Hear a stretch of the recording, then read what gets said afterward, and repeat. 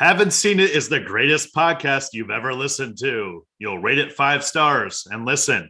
And then also follow them on Twitter and Instagram at Seen It Pod. You'll tell all your friends. Josie and the Pussycats coming up next.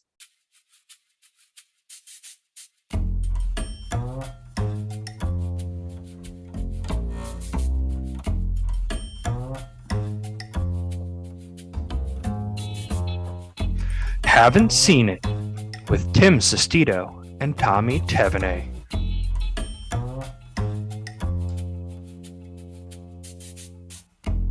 Hello, everybody. Welcome on in. Thank you all so much for listening today. This is a podcast where at least one of us is watching this movie for the very first time. And today, that person is me. We went and saw Josie and the Pussycats last night at the Alamo Drafthouse. Yeah, Timmy had to get dragged in by me putting this on our podcast list. So, yeah, we were initially going to do Twin Peaks Fire Walk with me, and Tommy was like, nobody's really seen it. It's kind of a cult movie. Like, let's do something a little more popular. I'm like, yeah, that's a good idea. And then he picked Josie and the Pussycats. So, great job, Tommy. Yeah. So I know my box office bombs. I just wanted to watch this movie. Yeah, it was a good movie, but Tommy was like, yeah, I just got tickets at the Alamo Drafthouse. Like, it's a screening at the Alamo. I love going to the Alamo. Always a great time. Shout out the Alamo. Yeah. What Tommy fails to mention to me is that this was like a fan event. So first of all, like we get by the theater, we're grabbing a drink, and Tommy's like, it's like 6:55 for a 7:15 like start. He's like, all right, we gotta go. I'm like, the theater is 2 minutes away. Like, calm down. Well, I know the theater. We're walking into the theater. Tommy is just hightailing it in front of us, like literally booking it down the stairs towards the theater. And me and our buddy Will, who was on the podcast last week, shout out Will. We're like, all right, we got to go to the bathroom. So we go to the bathroom. My phone is vibrating while I'm at a urinal. Will leaves before me. Tommy is like lecturing Will like he's a child for not like following him directly into the theater. Like, yeah, I get that the Alamo can be like strict on like starting times, but if it was like, hey, I got here at 7:10 and I just had to use the bathroom, like they are very strict. So this is the reason why I had an anxiety, was because I know the Alamo won't let people in once the movie started. Right, but I was in the theater before that, and I absolutely have the right to use the bathroom. I was not entering the theater at 7:25. I entered the theater. Well, no, I think they mean like the actual. You didn't enter the actual like screening. You entered the actual theater. Right, Tommy, but no movies start on time except for that stupid Batman thing we went to. That was exactly. Batman fucked up my anxiety. Yeah. Are you happy, Dark Knight? and then I got to add on this. So then we get there. They have kitten ears sitting on the table. These pen drumsticks that I just made Tommy throw on the bed because I knew he was just going to tap them the entire time and make me editing this podcast an absolute nightmare. And I love to make it hard. so it was like a fan event. Also, they gave out like a plastic microphone that you like blow up. I'm like, why'd you hand out this post? That was the only part that I was like, oh, this is bullshit right here. Where it's like, okay, like I'm not gonna like blow into some random like blow up thing in the middle of like after we just went through COVID and everything like that.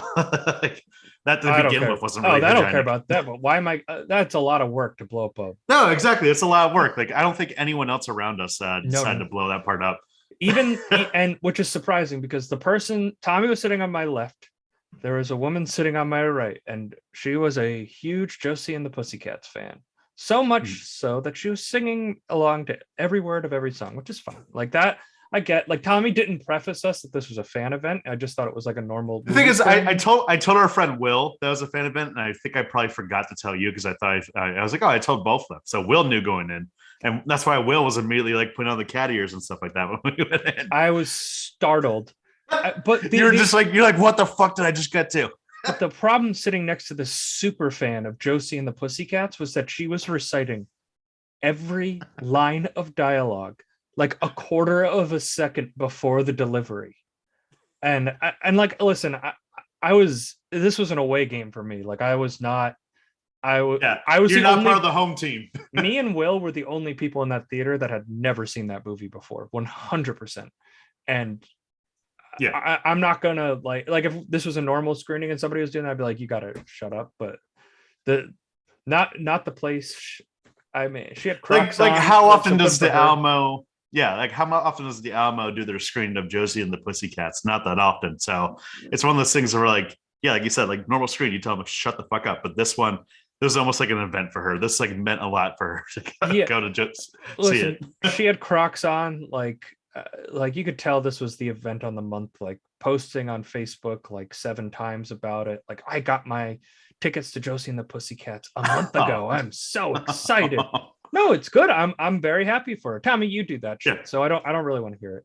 But I listen, I wasn't gonna, but I would just want to say my screening was a little bit impaired because somebody was reciting the entire movie next to me. And Tommy was it kind of takes the air out of the jokes, and like that's why like some of the jokes I was laughing a lot, and I looked over at you, and you were just like stone faced almost. well, listen, it was a funny movie. That audience was ready to laugh, and I think they were laughing at just things that weren't like even jokes. They were just like laughing. Even you, Tommy, you were laughing too. Well, yeah, when other people laugh, I like to laugh too. I'm a laughter filled guy. I'm Yeah. full of joy. That's a good way to put it. Yeah, Anyway, yeah. Josie and the Pussycats. On April 11th, 3 small-town girls You're a great crowd. Okay, girls, we need the lane now. are going big time. You want to sign us? I'm a girl from Riverdale. I'm not a rock star. Gotta believe in yourself. Rachel Lee Cook, Tara Reid, Rosario Dawson, No matter what happens, we will always be friends first. Josie and the Pussycats. Rated PG-13 at theaters Wednesday, April 11th. All right, so this is a 2001 musical comedy. It was written and directed by Harry Elfont and Deborah Kaplan. It stars Rachel Lee Cook as Josie, Tara Reid as Melody, Rosario Dawson as Valerie, Alan Cumming as Wyatt, and Parker Posey as Fiona, the CEO of Mega Records. And this small town band gets swept up their feet after a crash landing by Riverdale, their hometown. Now I have to give them credit for not like shoving Archie in this. Yeah, movie. they could have totally had like cameo. If this was like today, this would be like the franchise setter for the MCU almost, where it'd be like, oh, we got to have in like Sabrina get in there. We have to have Archie get in there or something. But it was Like self-contained. Like they would just be at the bowling alley that they start out in. Yeah. But this movie, it's good. It's funny. It's funny, and it was definitely ahead of its time. I'm thinking about this movie because the plot of the movie is this mega boy band at the time. They were assholes. The record company was done with them. They staged their landing. It sets the tone perfectly, being like, okay, these people are fucking evil as shit, but it's all comedic. It's not like heavy. It doesn't feel real at all. Like nobody weeps when they die. Or die, quote unquote. Yeah. And he crash lands by Riverdale. Josie and the Pussycats are playing a gig at a bowling alley. Nobody gives a fuck. They get teased. They had to have the one bully scene in there with like the mean girls, like from the car, just like screaming at them, being like, "Oh, like, you loser. you're not a good band. Yeah. You're a terrible band. Nobody's gonna pay attention to you." So yeah, very typical kind of start of the story. And I actually thought it was interesting because I really liked the way they introduced the characters. Like they start with them like playing one of their songs, like their main song or whatever. Do you know what it's called, Tom? It's called Three Small Words. So we'll touch on it later, but the soundtrack of this movie, for me personally, I loved it. So it's a lot of great like 2000s. It very keeps you in the 2000s pop punk era where apparently like they just wanted to be like, okay, what if Blink-182 was just all girls? So that was essentially the emphasis of the soundtrack. Oh yeah, the soundtrack was good. But like the way they do the character intros, it's like Josie, and you see her like doing like all this, like she's like working 3 jobs. She's always writing songs. Like, okay, get it. Hard working girl. Got it. Then you see Valerie, and you see her like helping out at like a soup kitchen. Like she works at Foot Locker or whatever. Like, okay, got it. She's like the kind-hearted one. And then we get Melody, which is definitely the funniest of these characters, where you kind of get that she's a little ditzy and stuff, and she's like an animal lover. And then this was the first like big laugh from me, whereas she's like outside holding like a sign to save cats, like honk if you love cats, honk if you love kittens. And then she does one where it says honk if you love pussy. And then there's just a car accident as soon as right there. And she just sprints out. She's like, she's like, just see that. Not my fault. Tara Reid definitely was like a comedic highlight of this movie. Who played that character Melody? So she was just like a stereotypical like ditzy character, but they didn't really make it like cruel in a way, or they didn't like really like pick on the fact that she was like very dumb, even though they pointed out. Well, I thought she was going to be like the slutty one, but she was very sweet, very much in her own world. This is, I mean, not that Tara Reid has some iconic filmography, but this is probably her best performance. Yeah, I mean, other than that, I mean, like we have Tara Reid for like American Pie. Wouldn't really compete with this at all. So I mean, like, but like I think of American Pie. Tara Reid's like the 10th person I think about in that movie. She's just someone that's in the movie. Yeah, she's not exactly memorable. So I mean, like, yeah, she's really just like really good at playing that one role. You know. Yeah, it's her lane. It's kind of interesting because I was like looking at her filmography and seeing how she like kind of fell off. And I know she had some drinking issues. I know she had bad plastic surgery, but I'm just like looking at it. Like this movie's a cult classic now, but it flopped. And then pretty much everything that wasn't American Pie after this just kind of like flopped, or it was a slasher movie. Like a random slasher movie that like wasn't really known as like, it wasn't like Scream 3 or something like that, or like, you know, like a big one of those big franchises. So it sucks because this movie, it was budgeted at like 39 million and only grossed 14.9 million. So yikes. So you can see definitely right there in the beginning. I mean, Rachel Lee Cook and Tara Reid especially, their careers were pretty much just like never the same after this. You know, I don't think Rachel Lee Cook ever headlined like a major movie after this, unfortunately, because she was great in this movie. This was the second biggest bombing of 2001. What? Oh, Jesus. We're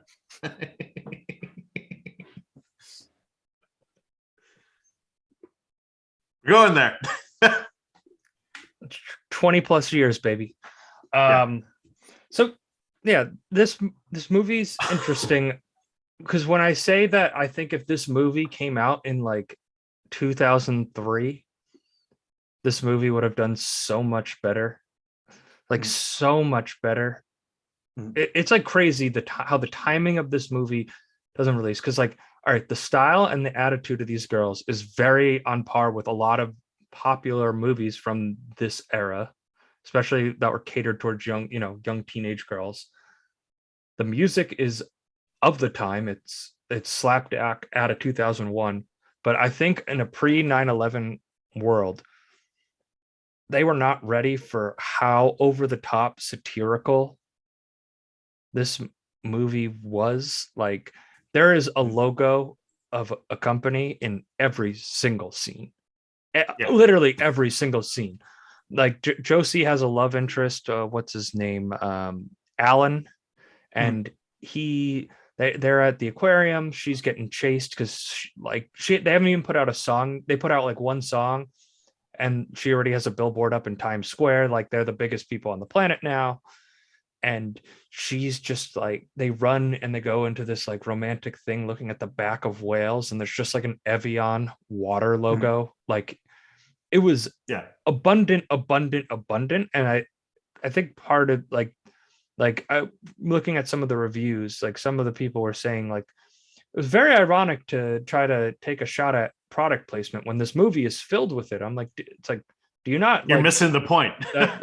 As I'm saying, like, critics at the time were not savvy to the point of this movie. Yeah, I mean, they basically felt that it was just like, oh, like you're doing the thing that you're making fun of, but it's just like, it's the point of satire is pretty much just this is a very anti-capitalist movie for whatever it is. And part of the problem why it bombed was I was reading something on BuzzFeed today about it, and apparently when they were making this movie, they were thinking of like, they wanted this to be like a PG-13. People that grew up with the cartoons, they're now teenagers, will want to see this movie, and that's why it has more of a PG-13 joke and tone to it. And then once the marketing team came in for this movie, they saw the marketing materials, and the directors went, "Holy shit, they're going to sell this movie to 10-year-old girls, and this is not going to work whatsoever." So it goes over the heads of all the little kids that are seeing this movie when it should have been honestly marketed towards a teenage audience. Right, but something called Josie and the Pussycats was never going to go towards a contemporary audience in the year 2001. They definitely course corrected because of this, because the Scooby-Doo movie was originally going to be like more hard PG-13. And once this movie bombed at the box office, like, okay, let's just make this a little more family friendly right here. Yeah, so it's kind of the riptide. Well, this movie is weird. I feel like they almost probably felt that a little bit in production, because they, like, one of my problems with this movie is that it feels like any of like the character development was just slapped on, like the feud between Josie and Valerie. It does not exist at all before. And then it's only like 5 minutes of the movie, and then they tacked on this moral of the movie with Fiona and Wyatt, who are Parker Posey and Alan Cumming, like they're the record label people, and it turns out they're hiding like all their misfigures, like they want to be cool. The message that was going to go out at this big concert, that everybody bought these stupid ears, that they could only listen to the concert through this headset with the kitten ears that Tommy is currently wearing. I'm a little worried about like the rabbit hole you're going to go down with these. This is not going to be a permanent thing where I'm going to be wearing these fucking like bunny ears out or kitty ears out. Listen, Tommy, we don't kink shame, but please don't go down a furry role, because like don't go down that rabbit hole. Because no. This is like a 2-night thing. So now once we're done with this podcast, these fucking kitty ears are getting retired. So sorry to all our furry fans out there if they're out there.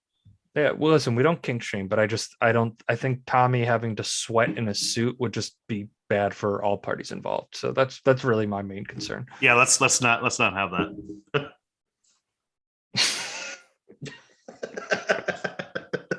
So yeah, back to this great movie that we saw. Yeah, but as I'm saying, like they kind of just like tacked on character development and like a point of the movie, and it was kind of like the marketing and this should have been in cahoots, because I think this could have been a good movie either way. Like if the over the top like product placement and like the messaging about like anti-capitalism was under the surface, just something that an adult might pick on, they set a more traditional storyline to it, I think this movie would have killed. Like I think this movie would have done gangbusters.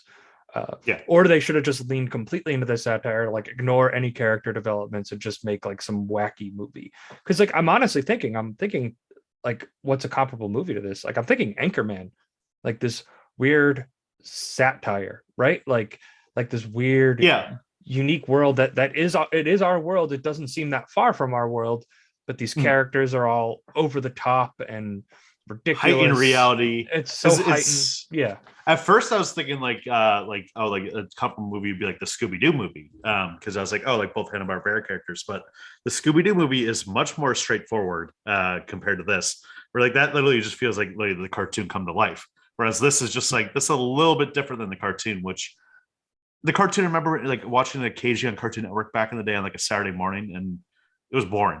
There's nothing really interesting about the Josie and the Pussycats cartoon here. Yeah, it's interesting with Hanna-Barbera. I'm nostalgic to the idea of Hanna-Barbera cartoons, but boy, if you really try to dig into a Hanna-Barbera cartoon in the year 2022, they don't age really well. Yeah, like the Flintstones is essentially like a ripoff of the Honeymooners. I mean, and the Jetsons is a ripoff of the Flintstones, which is a ripoff of the Honeymooners. I love like that art style. I think it's like really unique. I get it. It was like cheap animation at the time to just kind of shove on Saturday mornings for kids to watch. But yeah, like I don't think I'd ever watch a Josie and the Pussycat cartoon. Like the only Hanna-Barbera I think that would like honestly go back to would be Scooby-Doo. Yeah, there's a reason he's the king, you know? Yeah, he's the king. Like, I remember like even when I was a kid hating like Yogi Berra and like fucking Huckleberry Finn. I remember always thinking those like See, I like those. Cartoons. The cartoons aren't like that great. I just always thought like the character designs were always very unique, and I always felt yeah, like they had very unique characteristics, and they were very one note. They're Saturday morning cartoons. Like they did like the Justice League show or whatever the hell it was called. The Super Friends. Yeah, whatever it's called. Like that's just your Saturday morning. Like there's there's nothing here. It's just a very simple story. So on that, I feel like this movie is just kind of in between limbo, watching it today in today's lens. And if you don't know every word to this movie, you're not going to sit there and be like, this is just a masterpiece. This is masterful filmmaking. It's really solid filmmaking. It has really, really funny moments. Really good performances. Like Rachel Lee Cook is fantastic in this. Like she plays the girl next door perfectly, but she's in between like trying to be confident and like being very insecure about coming from a small town girl to the biggest star on the planet in a week, right? Like there's a joke they make, then like, isn't it weird that this all just happened in less than a week? Right? Like the movie is kind of meta in that sense. They realize like how like ridiculous this whole premise is. I was telling this last night after our screening. Rachel Lee Cook was like a really great actress with like her eyes in general. I mean, not just saying in terms of looks, but like throughout the movie, she does so many things where she's just like fluttering her eyes back and forth and like very clearly just like making the eyes a big part of her performance and very big and just really adds to the humor. Like when her potential lover interest, what's his name, Darren again or something? Alan. Yeah. So like there's one point where Alan's just like, oh, like what should I say to a person that like, you know, I think likes me, but I'm afraid to. And she's like, you should say yes. And he's like, oh, cool. I'll tell so-and-so. And you can see in her eyes. Somebody had bad smell, like somebody. Oh yeah. You want to tell something to someone. You're not sure how they're going to react to it. And she's like fluttering her eyes like, yeah. Like, you're talking about me. And then the second that he's like, oh no, like it smelled bad. And she realized it's not about her. She's like literally fluttering her eyes back and forth and just like, what? You can see right in the performance right there. So she was really great in that like cartoonish aspect. Well, it's funny too because like I think Tara Reid is like I would say like the breakout star. Like she's hysterical in this. There's actually one clip here that she was dating Carson Daly at the time, and they had her. Well, they met on this film. Oh, is this where they met? I thought they were dating before that. But no, they met here. But anyways, so they have like great chemistry. Basically, the record company is trying to kill off Rosario Dawson and Tara Reid so Josie could be the star, and they'll just put puppets in their place. It doesn't matter. We just want the one person. We don't need the other two. We don't need that kind of free thought from them. And then this is when they go to TLC to what was it? TLR was the show? Total Request Live. TRL. There's gonna be people that are gonna be like, Tim, how did you not know that? It's been a while since the early 2000s, folks. Yeah, but they're like, oh, they're just gonna do an exclusive on YouTube, and then they go to this like cardboard set and they try to kill them. And Carson Daly is the person that's in charge of killing Melody, and this is the way the scene goes. I can't believe you're a killer. You seem so nice on TV. Really? You know, I always thought you were kind of hot. Too bad. I always thought you were kind of hot too. You did? What's your sign? Scorpio. Cancer. No way. My favorite movie is Lady and the Tramp. When the dogs are eating spaghetti and they share the same piece. And their noses touch. God, you know, if I wasn't a key player in this whole conspiracy to brainwash the youth of America with pop music, like we could totally date. You think? Oh, yeah. God, it'd be so cool. Ah! Yeah, right. Like I'd ever go out with a guy like you. Yeah. So she was great in this. I know she's typecast as like the ditzy blonde or whatever, just like your stereotypical like hot blonde or whatever. But this feels like leagues better and leagues apart from what she did in like American Pie, which is honestly all I'm really familiar with her from for everything else.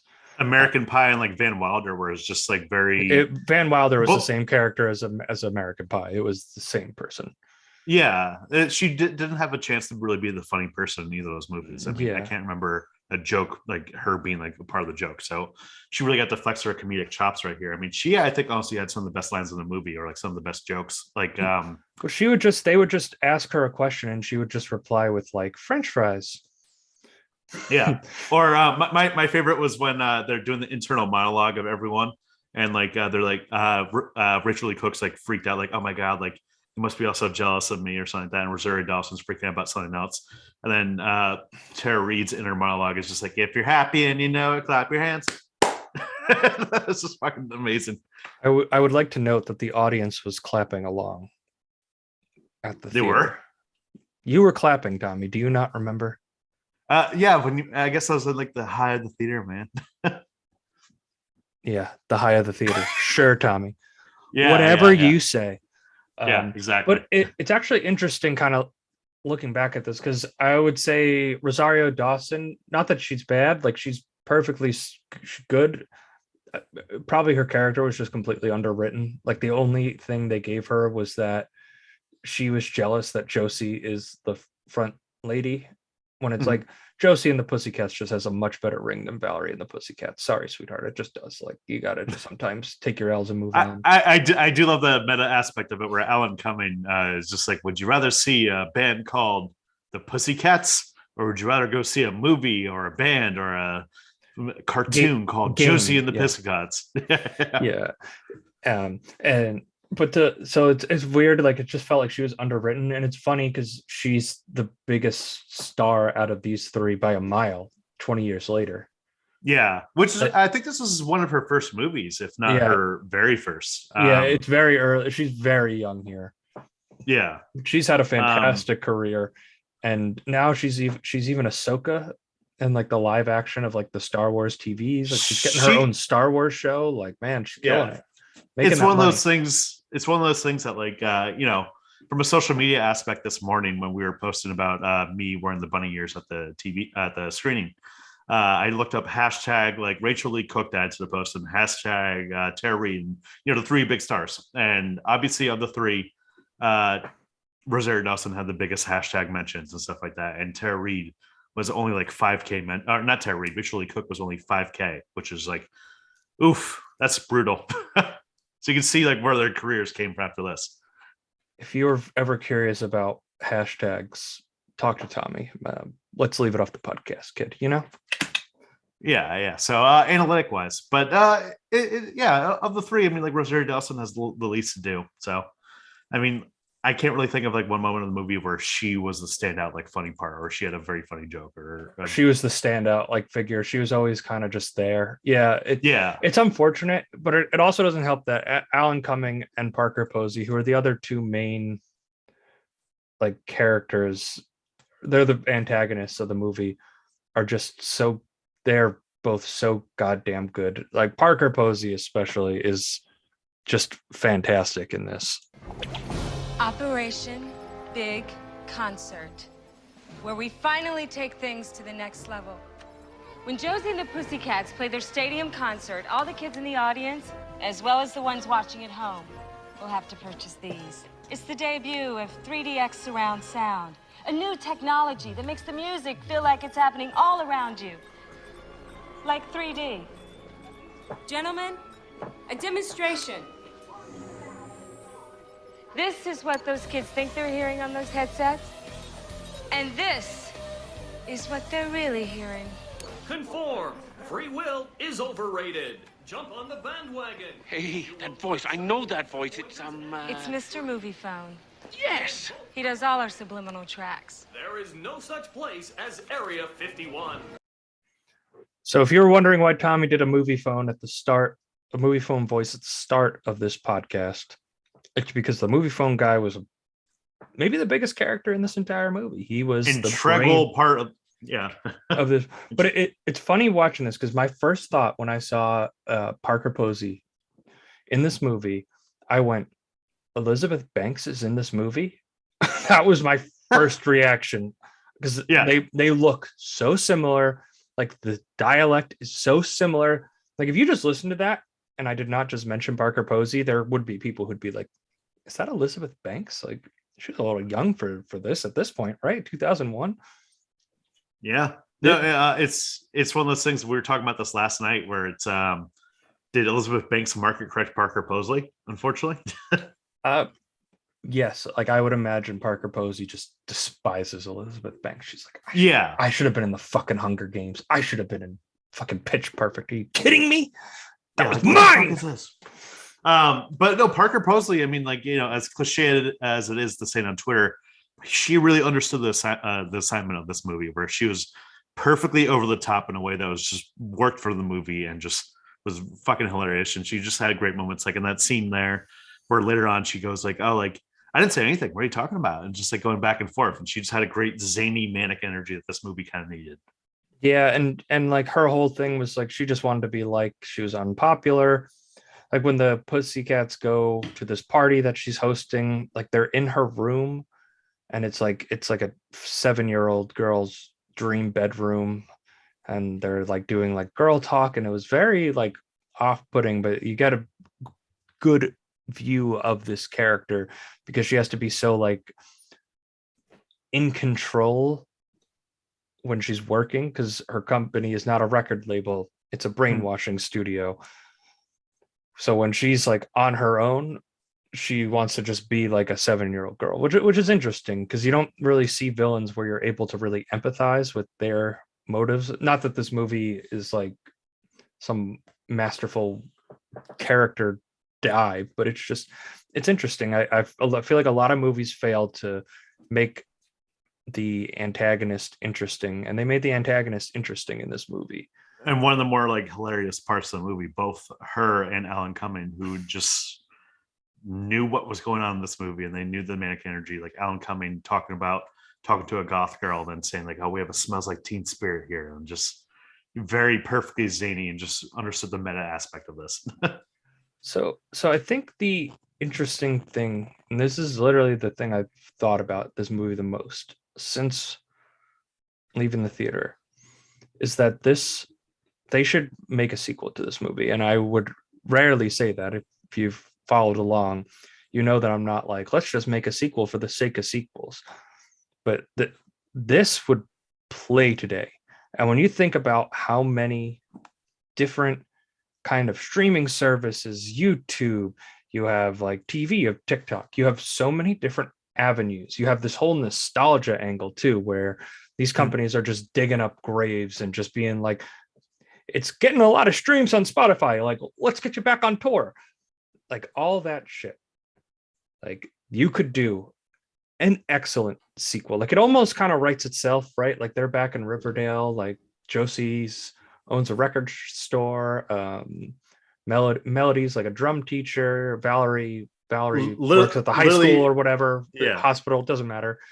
And then the nostalgia bug kicks in, and maybe the nostalgia is literally bugs, right? Like there's just these little things that they're releasing.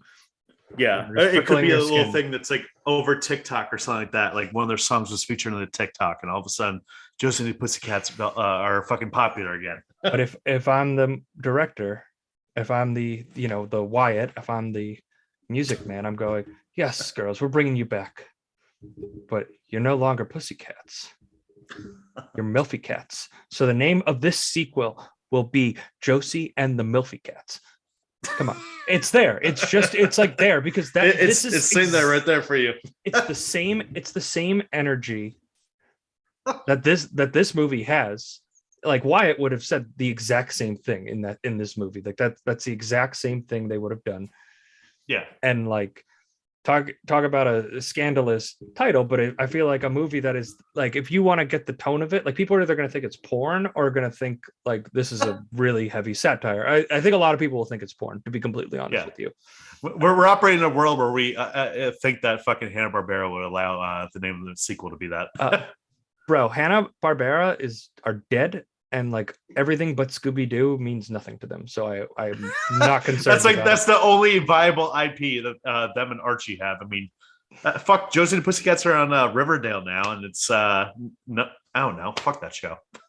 I never watched it, but I think about this movie, and there are so many big ideas. No, this movie has so many big ideas, and I just think about the past 20 years, how the direction America's gone, how the capitalism has become like these subtle messages are definitely in a lot of content that people make. Like there's a thing that the Biden administration was paying TikTokers to like start educating people on Ukraine.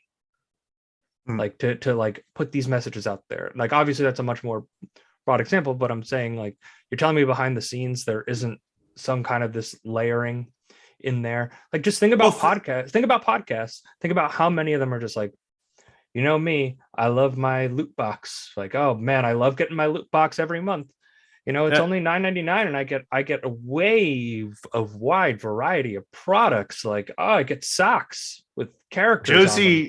Josie and the Pussycats was very prescient about the subliminal messaging that we hear all the time and stuff like this, where like, you know, you have to think like if you hear a song on a viral TikTok and stuff like that, how much it blows up. Like, I mean, Dreams, an amazing song by Fleetwood Mac, literally became a top 10 single again because of fucking the guy drinking the Cranberry Company like paid this guy because of how big that like the Cranberry was selling out when that was a thing, right? Like that was like peak COVID too, where everybody was just sick of it, and it was just like, oh, like the election was going on, which is just a nightmare if you're paying attention. Yeah, and it's just this like cool, just wavy guy. He's just drinking some cranberry juice. He's just vibing, man. Like people love vibes.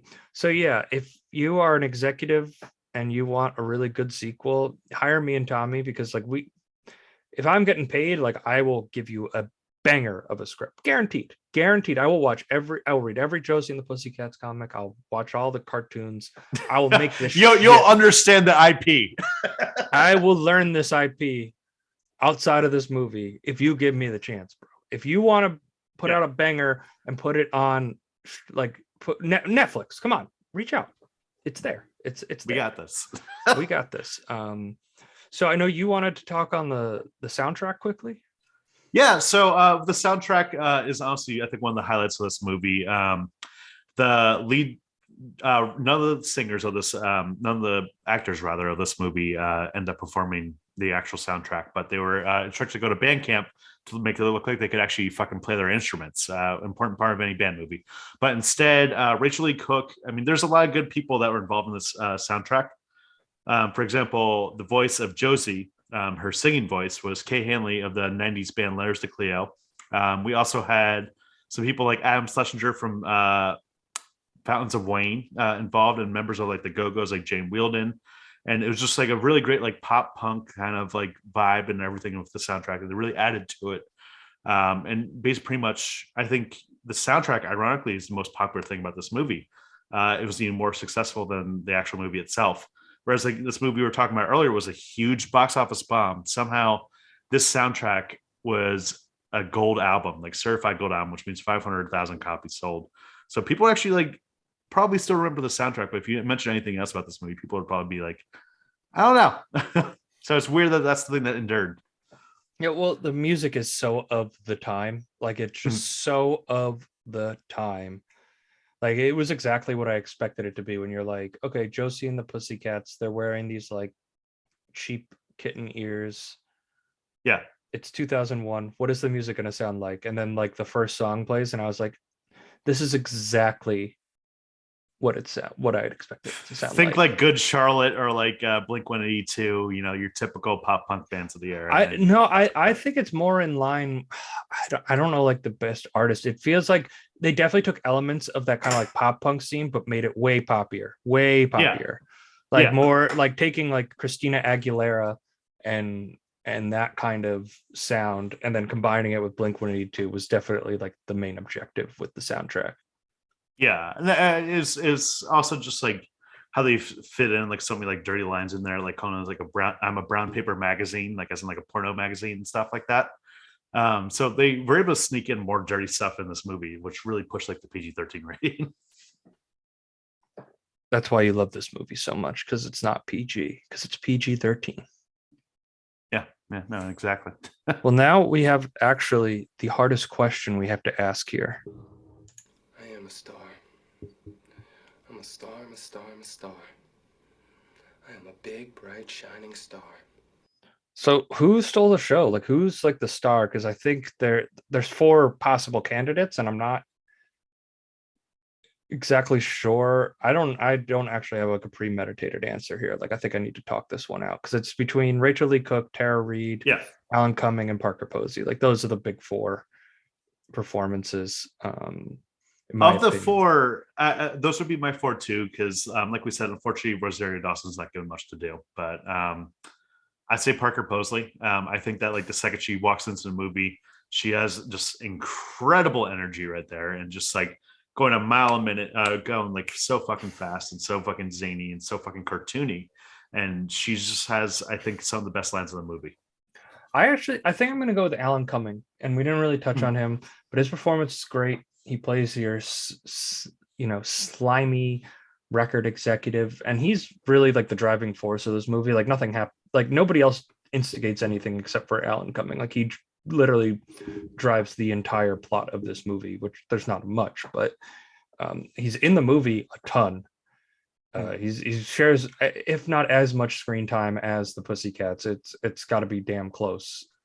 And he's just a random character. I mean, you got we didn't even touch upon the cold open of this movie with Seth Green and Don Faison. Oh right, yeah, they're DuPont, and they're the boy band that's just gotten too big, and they're like complaining about like the most petty shit, and Wyatt is their manager, or it seems like he's their manager, and he's like, yes, I'll take care of it, and he walks into the cockpit of the plane, and he goes, it's time. Him and the pilot just parachute out, and the plane the way he says it though, to crash land. He says it's so funny though. He's like, oh, we're gonna take the Chevy to the levee. So it basically, because the band de jour found out like the subliminal mind control messages in the sound and their music that's going on. I was like, what? Oh right, yeah, that's what it was. I thought at first, like, cause like I didn't know exactly where it's going. When they heard it, when it like before like the plane dropped, I was like, okay, this is something's off here. I thought it was gonna be like Josie and the Pussycats were recording like next door, and they like the sound got crossed in it or something like that, and he was gonna be like, let me find this band. Nope, that was not correct. That was a completely wrong read of this movie. I think it's between Alan Cumming and Parker Posey, but I want to say that Tara Reid and Rachel Lee Cook like actually killed it. Like they're great in this, like they're perfect leads for this movie. It would be a different conversation if this movie grossed like $90 million and they made a sequel instead of this movie making $14.9 million. It's just unfortunate that this movie kind of like derailed any A-list possibility for both of them, unfortunately. And then Rosario Dawson, she was the star of her career, so she was like, oh, I'm fine. I'll show up in other stuff. yeah it's true she does show up in a lot of stuff. If this movie was a box office success, what do you think would have happened in Hollywood?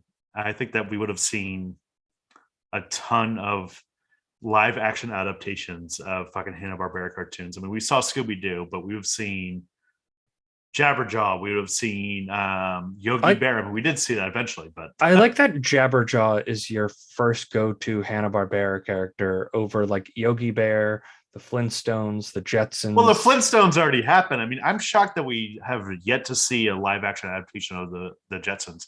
I mean, I think the moment has passed. I don't think it would have been successful now if we did that. But you know, and the Flintstones wasn't really. I guess the first one was because they made a sequel, even though it's terrible. Well, the sequel, funny enough, was actually written by the people that directed this movie. So they were very inside the hands of Hanna-Barbera at the time. And they made the Brady Bunch sequel too. So a very Brady sequel. But, you know, I mean, we've seen like Tom and Jerry since then happen, and that movie sucked. You know, would you have seen Johnny Quest, the live action movie? Listen, you have to do what this movie did, and you have to completely abandon the idea of it and just take the IPs and do something different with. Like, you have to completely abandon the core identity, like the outside of like they wear cat ears and they're a band and they have tails when they perform. Like, you got to cut out like all the Archie shit. You got to cut out all the garbage, and you got to just do your own thing with it, man, which is why this movie works and the Flintstones doesn't. Granted, something like the Flintstones is like too big to do that. Even I feel like maybe the Jetsons, you could do something pretty satirical with it. Maybe. I don't know. To an extent. I mean, Josie and the Pussycats, I don't think it was an IP that pretty much people loved or like were obsessed with, which is why probably part of the reason why this movie bombed. And Hanna-Barbera didn't help with this movie because they disavowed this movie because of how like dirty they thought it was. Well, good thing they're dead, so we can make Josie and the Milfy Cats. There we go. Are you ready, comedy partner? Waka waka. So, does this movie work as a Muppet adaptation? I think yes. I mean, this movie has a cartoonish tone, so I think that like with over the top zany Muppets in there, it would work perfectly. I agree, and if I'm picking one human in this movie, I'm keeping Tara Reid. Everybody else can be a Muppet. It's just going to be Tara Reid. Like, well, Tara Reid was the one Muppet I nailed down where Tara Reid would be played by Janice. No, but I'm saying I don't want Janice to play her. I want Tara Reid talking to Muppets. Yeah, that would be great. And then she's just like clapping her hands, and like, that whole scene in the shower, she's clapping her hands with those Muppets around this time. Like you have Piggy would be Valerie. Yeah, you just have Janice be Josie, which is fine. You could have like I don't know. You could have who would be a good Wyatt. Who would be good as Wyatt? I'm trying. Kermit would be Wyatt. Kermit would be Wyatt. Yeah. I'm trying to think who would replace Parker Posey, because it was a toss up between those two that you would have to keep. But I was like, you want to have. Like, I think Parker Posey might honestly be more of a Miss Piggy. She's maybe a Miss Piggy is Parker Posey, and you just pluck another female Muppet, because there's not a ton of female Muppets. Girl Muppets, unfortunately. What the hell, Jim Henson? Come on, sexist much? Girl Muppets. Yeah. Make female Muppets. That's going to be trending on Twitter now. Yeah, we gotta get that. No, we don't. Okay, Tommy, review time. Give me your score. So I've only seen this movie about 6 months before our screening back in September. But this movie, I immediately was taken by the soundtrack. The soundtrack has been my constant rotation since I watched this at first. And it really adds to the movie. And I think it's a really funny, zany, cartoony movie. And just like the performances all understand what they're going for. And I love the satirical bent on the music industry and pretty much pop culture at large. So I'm going to go with 4 out of 5. So I want to just preface this by saying I liked this movie. It is a funny movie. It's zany. You probably haven't seen many things quite like it that's this over the top. I just think I wish it settled in one direction. I mentioned it before.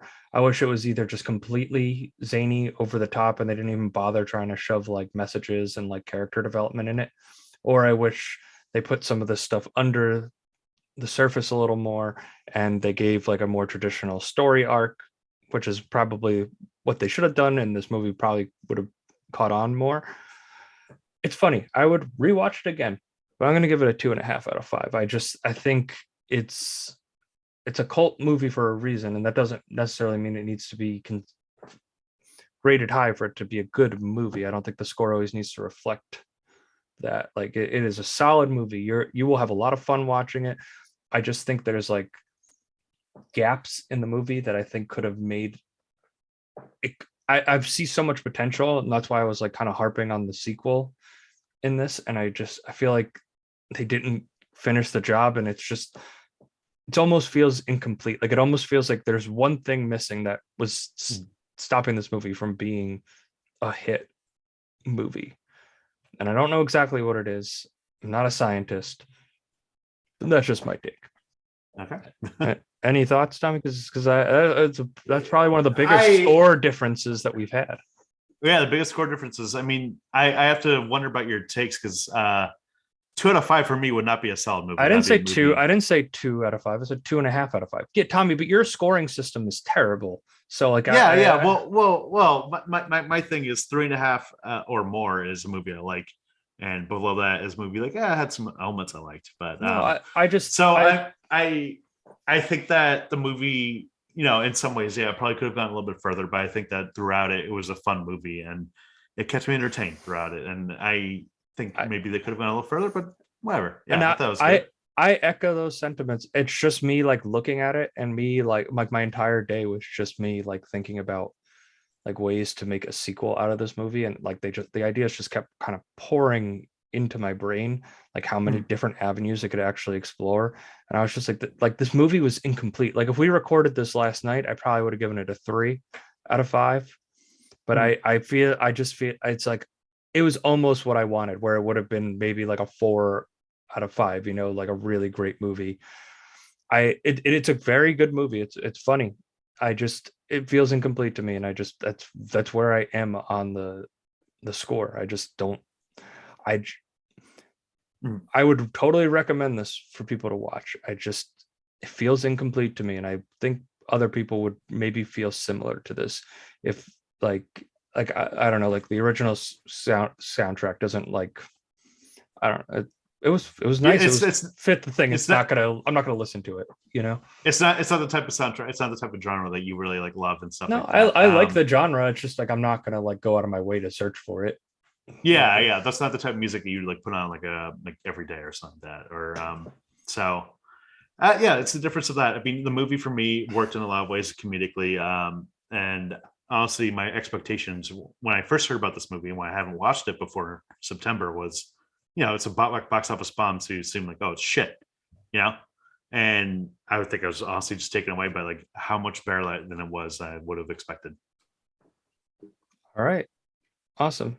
So yeah, that's Josie and the Pussycats. So please like and subscribe, give us 5 stars, follow us on Twitter and Instagram at SeenItPod.